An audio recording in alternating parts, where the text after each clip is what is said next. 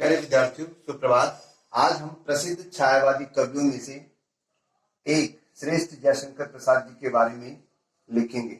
उन्होंने कविताओं के लिखने के साथ साथ, काव्य लिखने के साथ साथ उन्होंने नाटक भी लिखे हैं और उन्हें एक नाटककार भी कहा जाता है। उन्होंने अधिकतर नाटक, ऐतिहासिक नाटक लिखे हैं, जैसे स्कंदगुप्त, चंद्रगुप्त, ध्रुव स्वामिनी, आजाद शत्रु, इस प्रकार के अनेक नाटक लिखे हैं। और स्कंदगुप्त इनका एक प्रसिद्ध नाटक है, जिसमें से एक गीत नाटक के बीच में पांचवें नाटक के एक खंड में एक गीत आता है देव सेना का। वहां से ये कविता ली गई है। अब इसके संदर्भ में, इस गीत के संदर्भ में कुछ बातें जान लेना जरूरी है, क्योंकि ये ऐतिहासिक नाटक है स्कंदगुप्त का। स्कंदगुप्त कौन थे? ये गुप्त साम्राज्य के एक राजा है स्कंदगुप्त। और दूसरा है मालवा। जो इसमें पात्र आए हैं उनको समझ लेना है। गुप्त साम्राज्य है, इसके राजा स्कंदगुप्त है। दूसरा मालवा, मालवा के राजा बंधु वर्मा जो कि राजा है, और उनकी बहन देवसेना है। मालवा का राजा जो धन कुबेर है, यानी कि मालवा के ही जो धन कुबेर की लड़की का नाम है विजया। अब ये त्रिकोणीय प्रेम है। मालवा के राजा, जब हुणों का आक्रमण होता है मालवा पर, तो बंधु वर्मा और हुणों का आक्रमण करने का उत्तर देने के निकलते हैं, तो इनमें बंधु वर्मा और इनके सारे परिवार के लोग मारे जाते हैं और सिर्फ देवसेना बचती है, जो मालवा की धन कुबेर की बेटी है, वो बचती है। अब यहाँ पर त्रिकोणीय प्रेम इस तरह से है। स्कंदगुप्त जो प्रेम करता है विजय से, जो मालवा के धन कुबेर की बेटी है। ये मालवा के राजा है, इनकी पुत्री देवसेना है, और मालवा की धन कुबेर की बेटी विजय है। अब ये त्रिकोण प्रेम कैसा हुआ? स्कंदगुप्त चाहते हैं विजया को, यहां पर लिखा है विजय को चाहते हैं, लेकिन परंतु देवसेना शुरू से ही स्कंदगुप्त को चाहती है, अर्थात मन ही मन उसको अपना बना बैठती है। कई बार देवसेना के मन में आया कि वो अपना प्रणय स्कंदगुप्त को कहे, लेकिन स्कंदगुप्त उसके इस प्रणय निवेदन को अस्वीकार कर देता है, क्योंकि वो पहले ही विजय के साथ प्रेम संगम में है। अभी त्रिकोणीय प्रेम है। जब तक स्कंदगुप्त विजय के प्रेम में रहा, वह देवसेना को अनदेखा करता रहा। देवसेना ने अपनी पूरी उम्र उसके इंतजार में निकाल दी कि कभी ये मेरे प्रणय को स्वीकार करेगा। परंतु एक टाइम ऐसा आता है जब मालवा का आक्रमण, जब हुणों का आक्रमण होता है, तो सब मिलकर इसमें हुणों का बदला देते हैं, मतलब हुणों को भगाते हैं यहाँ से, आर्यव्रत से धीरे। और इसमें बंधु वर्मा और इनके कई, मतलब पूरा परिवार नष्ट हो जाता है, सिर्फ देवसेना बचती है। देवसेना अकेली होने के कारण अकेली रहती है, लेकिन वो अभी भी स्कंदगुप्त से प्रेम करती है, जीवन भर उसे प्रेम करती रही, ये सोचकर कि कभी ना कभी तो स्कंदगुप्त हाँ बोलेगा। लेकिन होता ऐसा है कि जीवन के अंतिम क्षणों में स्कंदगुप्त को याद आती है देवसेना की। देवसेना जब अंतिम पड़ाव का मतलब जब देवसेना का सौंदर्य ढल जाता है, काफी उम्र हो जाती है, पूरा सौंदर्य, वो उसका पूरा यौवन इंतजार करती है। एक दिन स्कंदगुप्त प्रेम प्रस्ताव रखता है देवसेना से। देवसेना अब ऐसे मोड़ पे आ गई है जहां देवसेना अकेली है। वो निश्चय कर चुकी है कि अब वह इस राज्य को भोगकर क्या करेगी। ना राज्य को भोगने वाला रहा, ना उसके पिता रहे, ना उसके बंधु बांधव रहे, और ना ही स्कंदगुप्त का प्रेम रहा। तो ऐसी स्थिति में देखो, दो स्थिति है यहाँ पर। एक तो पूरा उसका परिवार हुणों के आक्रमण में नष्ट हो गया, बंधु वर्मा नहीं रहे। दूसरा, वो प्रेम जिसको चाहती थी वो उसको नहीं मिला। तो ये दो स्थिति लेकर अपने जीवन के अंतिम पड़ाव में, यानी कि जब यौवन ढल गया, एक उम्र होती है हर चीज की, उसमें ढलने के बाद वो यहाँ पर जब स्कंद को उसे प्रणय निवेदन करता है, प्रेम को स्वीकार करने की बात करता है, तो यहाँ देवसेना अब मना कर देती है। वो कहती है कि अब मैं किसके लिए ये राज भोगूंगी, किसके लिए रानी बनूंगी, जिसके लिए मैंने राज भोगना था, मेरे बंधु भाव सब मर गए हैं, अब मेरा यौवन भी नहीं रहा, मेरी वो उम्र भी नहीं रही। यहां इस पड़ाव में आते आते देवसेना परिपक्व हो जाती है बौद्धिक स्थिति से, और उसको लगने लगता है कि यार मैंने अपना संपूर्ण जीवन एक व्यक्ति के लिए पूरा व्यर्थ कर दिया, अपने सौंदर्य को जो संभाल रखा था वो पूरा का पूरा उस स्कंदगुप्त के लिए भेड़ चढ़ा दी। तो अपने अतीत की स्मृतियों को याद करती हुई यहाँ पर इसी गीत को यहाँ पर वेदना के स्वर में लिखा है, आह वेदना मिली विदाई, मैंने भ्रम वश जीवन संचित मधुकरियों की भीख लुटाई, छल छल थे संध्या के श्रमकण, आंसू से गिरते थे प्रतिक्षण, मेरी यात्रा पर लेती थी नीरवता अनंत अंगड़ाई, श्रमित स्वप्न की मधुमाया में, गहन विपिन की तरु छाया में, पथिक उनींद श्रुति में किसने यह विहाग की तान उठाई, लगी सतृष्णा दृढ़ थी सबकी, रही बचाए फिरती कब की, मेरी आशा आह पावली तूने खो दी सकल कमाई, चढ़कर मेरे जीवन रथ पर प्रलय चल रहा अपने पथ पर, मैंने निज दुर्बल पद बल पर उससे हारी होड़ लगाई, लौटा लो यह अपनी थाती, मेरी करुणा हाँ हाँ खाती, विश्व न संभलेगी यह मुझसे, इसने मन की लाज गवाई। तो जीवन के अंतिम पड़ाव में आकर जब देवसेना अपने अस्ताचल में है, अपने सौंदर्य के, अपने जीवन के उसमें पड़ाव में है, तो वो सब जो प्रेम है, जो अब वो जो स्कंदगुप्त का प्रेम है वो उसको छोड़ती है, त्यागती है, और उस प्रेम को वो देश की ओर समर्पित करना चाहती है, अपने राजपाट में देश में समर्पित लगाना चाहती है। जीवन में वो तो नहीं मिला जो उसको आशा थी।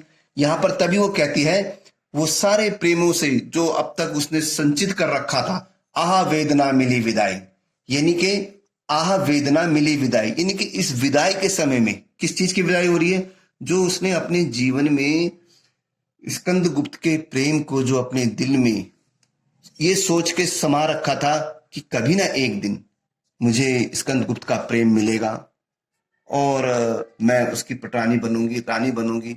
लेकिन ये यहाँ पर लिखा है उससे विदाई लेकर आज विदा के लेते समय वो बड़े कष्ट में है, वेदना में है। अर्थात वो उसने उसको छोड़ तो दिया, लेकिन फिर भी उसके मन में स्कंदगुप्त का प्रेम कहीं ना कहीं है, दुख भी हो रहा है छोड़ते हुए। आह वेदना मिली विदाई, और अपने मैंने भ्रमवश, यानी मैं भी कितनी नादान थी जो भ्रमवश अपने जीवन संचित, यानी कि जो मैंने जीवन में संचित जो इकट्ठा किया था उसके प्रेम को पाने की अपने मन में विकसित छुपाया था, उसको मैंने ऐसे ही भीख में लुटा दिया, अपने यौवन को लुटा दिया भीख में। ये देवसेना अब उस अस्ताचल में, अपने जीवन के आंचल में आकर ये सोचती है कि मैं भी कितनी पागल थी जो उस पर अपना सारा जीवन न्यौछावर कर दिया। छल छल थे, आगे देवसेना कहती है, छल छल थे संध्या के श्रमकण, आंसू से गिरते थे प्रतिक्षण, मेरी यात्रा पर लेती थी नीरवता अनंत अंगड़ाई। आगे देवसेना कहती है कि छल छल थे संध्या के श्रमकण, वो कहती है जिस प्रकार पथिक जीवन भर के मेहनत करने के बाद जब शाम को जब आराम के प्रतिपल में बैठता है, या मैं बैठती हूं, उसी प्रकार से जब मैं जीवन भर मतलब अपने दौड़ती रही, मेहनत करती रही, एक तो राजकाज में और उसके दूसरा है स्कंदगुप्त के, मैं ये करती रही, और जब मैं अकेली रही तो मुझे उसकी आंसू से गिरते थे प्रतिक्षण, हमेशा स्कंदगुप्त की याद करके, अकेलेपन में मेरे उसकी याद करके मैं अपने आंसू गिराती थी, और मेरी यात्रा पर लेती थी नीरवता अंगड़ाई। और ये जो अकेलापन था, नीरवता, ये जो अकेलापन था, वो जो उसकी याद आती थी, मुझे और तड़पाती थी नीरवता अनंत अंगड़ाई। ये संध्या के संत यहाँ पर इसका अर्थ है। श्रमित स्वप्न की मधुमाया में, आगे वो कहती है कि श्रमित स्वप्न की मधुमाया में गहन विपिन की तरु छाया में, जिस प्रकार श्रमित कोई मेहनती आदमी स्वप्न की मधुमाया में गहन, जैसे कोई मेहनत करके आदमी रात मतलब पूरे दिन मेहनत करके जब वो गहन विपिन की तरु छाया में, गहन विपिन माने गहरे जंगलों की एक छाव के बीच में बैठकर, ठीक है ना, और आंखें बंद करके थकान के कारण जब उसको उनींद सा महसूस होता है तो उसको उस अकेलेपन में ऐसा लगता है कि किसी ने कोई दर्द भरा गीत छेड़ दिया हो। ये उसी तरह से जो देवसेना है उसको भी अकेले अपने जीवन के संध्या में, वो अकेलेपन में जब स्कंदगुप्त को याद करती है तो वो अकेलेपन में ऐसा लगता है कि जैसे कोई विहाग की तान छेड़ रहा हो, कोई दर्द भरी कोई स्वर किसी ने छेड़ दिया हो। वो कहती थी, आगे कहती है, लगी सतृष्ण दीढ़ थी सबकी। देवसेना कहती थी कि मैंने अपने यौवन को, अपने इस सौंदर्य को सबसे बचा कर रखा, यानी इतने समय तक मैंने अपने इस यौवन को सबसे बचा कर रखा, जो बचा कर रखा। लगी सतृष्ण दीढ़ थी सबकी, क्योंकि सबकी निगाह, जो दीढ़ है ना, गंदी दृष्टि जिसे हम कहते हैं, सबकी दृष्टि, इस गंदी दृष्टि से मैंने अपने लोगों की जो प्यास होती है ना, बुरी दीढ़ दृष्टि से, उससे बचा कर रखा, बचाए फिरती रही। यानी तेरे लिए मैंने अपने इस यौवन को सबसे बचाती फिरती रही। और मेरी आशा आह बावली तूने खो दी सकल कमाई, लेकिन इसके बावजूद भी तू मुझे ना मिला। मेरे भी, अब वो कहती है कि मेरी आशा वह बावली, अरे बावली, मेरी आशा भी कितनी बावली थी, यानी मैं भी कितनी पागल थी, जो तेरे चक्कर में मैंने अपने जीवन का सारा सौंदर्य, जो सारा कुछ था उम्र, वो पूरी तेरे ऊपर खो दी। तूने खो दी सकल कमाई, यानी जीवन संचित यौवन था वो सारा मैंने तेरे ऊपर बर्बाद कर दिया। चढ़कर मेरे, आगे वो दुख भरे स्वर में देवसेना कहती है कि मेरे सारे जीवन भर मैं संघर्षों से जूझती रही। चढ़कर मेरे जीवन रथ पर प्रलय चल रहा अपने पथ पर। यहाँ पर देवसेना की ये जो 4 लाइनें हैं उसके संघर्ष की कहानी बताते हुए कहते हैं कि मेरा संपूर्ण जीवन संघर्ष में रहा।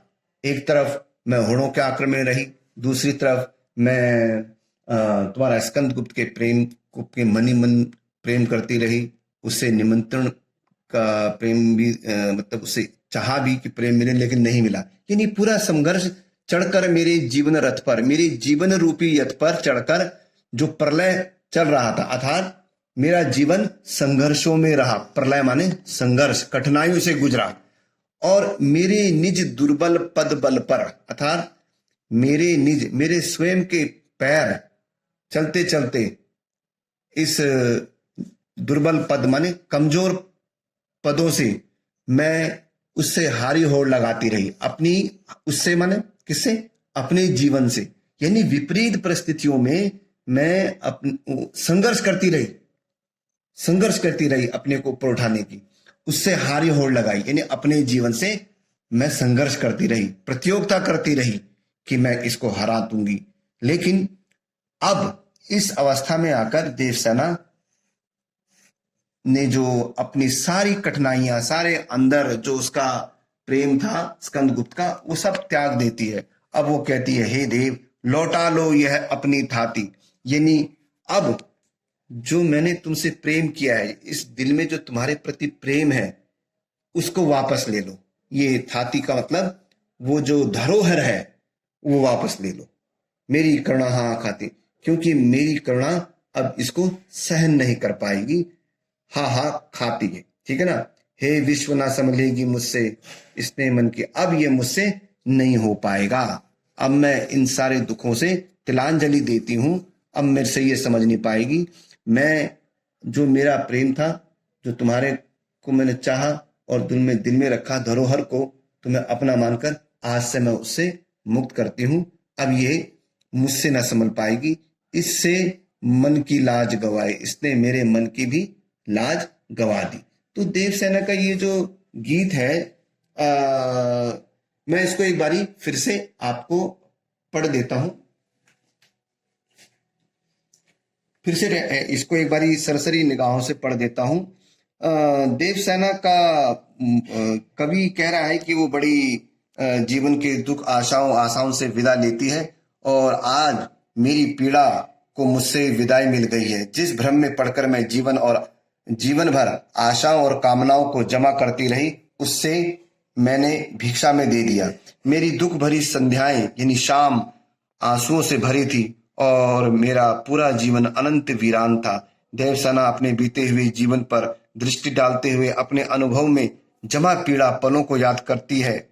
अपने जीवन के इस मोड़ पर अर्थात जीवन की संध्या बेला पर अर्थात अपनी उम्र के ढलाव पर वह अपनी युवावस्था में किए गए कार्यों को याद करती हुई प्रकट करती हुई कहती है, अपनी यौवन अवस्था में यानी कि जब मैं जवान थी उस अवस्था में जो मैंने कार्य के भ्रमवश यानी गलती से किए गए कार्यों को श्रेणी में रखकर उस समय की गई अपनी नादानियों पर पछताती है और जिसके कारण उसकी आंखों में आंसू धारा बहने लगती है। वो कहती है, कवि आगे बोलता है कि बड़ी कठिनाई और परिश्रम से सजे हुए सपनों के माया जाल में घने वनों में ठंडी छाया में सोई हुई यानी खोई हुई देवसेना को आधी रात्रि में किसने उठा दिया। अर्थात उसके अंतर मन से एक ऐसा लगता है जैसे कोई गीत गा रहा हो दर्द भरा, ठीक है ना, वही विहाग का गीत।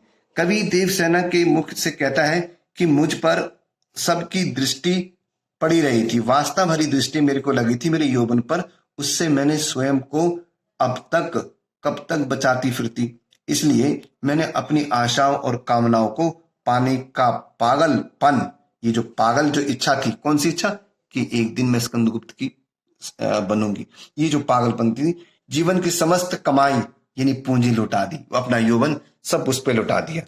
आगे देवसेना आगे कहती है, देवसेना के मन में उसका जो अंतर्द्वंद चल रहा है कि उसके जीवन ने उसके साथ जो क्रूर मजाक किया यानी जो उसकी किस्मत ने उसके साथ क्रूर मजाक किया, उसकी वेदना का भाव स्पष्ट कर रहा है। जहां वह अपने बीते हुए यौवन काल की बातों को याद करते हुए अपने जीवन की कमाई लुट जाने पर दुखी होती है। कौन सी कमाई? वो प्रेम संभाल के रखना और यौवन का खत्म हो जाना। कवि यहाँ पर अगले कहता है, चलकर मेरे जीवन पथ पर प्रलय चल रहा चक्कर। कवि देवसेना के मुंह के से माध्यम से फिर कहता है कि मेरे जीवन रूपी रथ पर चढ़कर, मेरे रथ रूपी जीवन पर चढ़कर प्रलय माने जो समस्या, यहां प्रलय का मतलब समस्या, कठिनाई, झंझावात, अपना मार्ग तय करता रहा।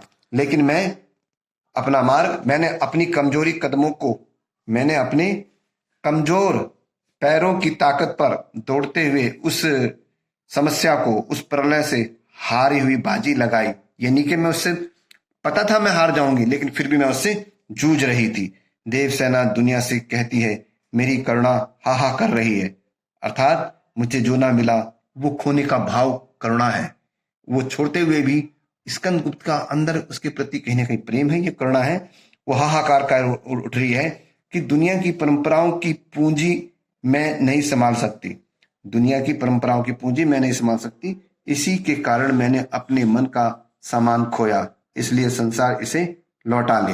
हे संसार, अर्थात यहाँ संसार कौन? स्कंदगुप्त, उसे लौटा ले, अब मैं इसको नहीं संभाल सकती। तो इस प्रकार हमने देवसेना के इस गीत को, जो देवसेना का एक अंतर्द्वंद है, यहाँ पर दो चीज स्पष्ट होती है। यहाँ पर एक नारी का संघर्ष दिखाया है जयशंकर प्रसाद ने, क्योंकि जयशंकर प्रसाद ने अपने जीवन में नारी को बहुत महत्व दिया है। इसके माध्यम से, देवसेना के माध्यम से, ये नारी के संघर्ष को, नारी शक्ति है, नारी एक शक्ति के रूप में यहाँ पर प्रदर्शित किया गया है। और जिस तरह से नारी विपरीत परिस्थितियों में लड़कर देवसेना अपने आप को, फिर भी उसे पता है ये परिस्थितियां विपरीत है, लेकिन फिर भी उसके मन को लगता है कि मैं हार तो रही हूं, लेकिन फिर भी वो उन परिस्थितियों के सामने हारती नहीं है। ये नारी के प्रति एक शक्ति का प्रतीक यहाँ पर देवसेना को दिखाया गया है। आशा है कि आपको ये देवसेना का गीत की जो व्याख्या है समझ में आ गई होगी। नमस्कार।